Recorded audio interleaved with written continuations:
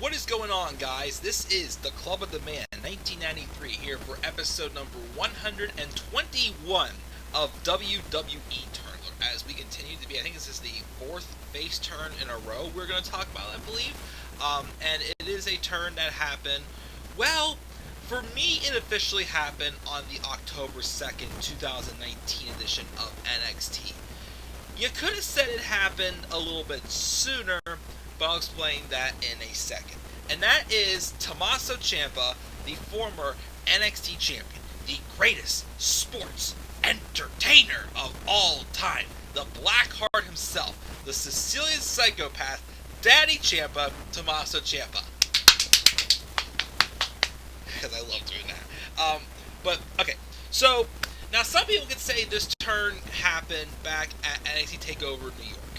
After Johnny Gargano won his NXT Championship against Adam Cole in the 2 out of 3 Falls match, Tommaso Ciampa, who had just had to relinquish the title due to neck surgery, came out and congratulated his real-life best friend on the stage, and they embraced. Everybody claims that's where the turn happened.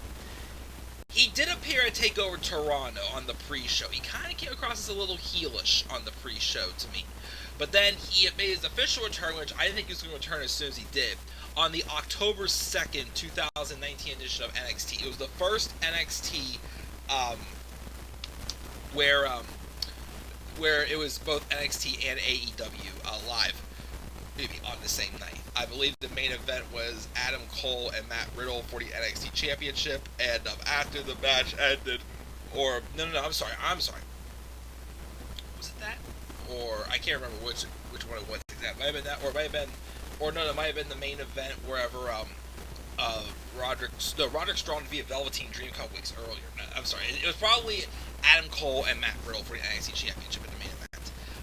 After the match, Undisputed Era obviously are posing on the in the ring. Adam Cole's on the stage, about to do the boom, and then they start playing that awesome, badass theme music of his, No One Will Survive. They kind of trimmed the introduction a little bit like they did, and Tommaso Ciampa came out and just made circles around, Adam Cole, staring down his beloved Goldie, obviously staying his attentions. He wants Goldie back, and that's been his quest ever since. Of course, he's had to go to war with the Undisputed Era, having Keith Lee, Matt Riddle, surprisingly out of the blue, Dominik Dijakovic, and a one night return to NXT for Kevin Owens as well when they went to war in War Games. And of course, he briefly has reunited as well with Johnny Gargano and put on a pretty solid classic against Mustache Mountain at Worlds Collide.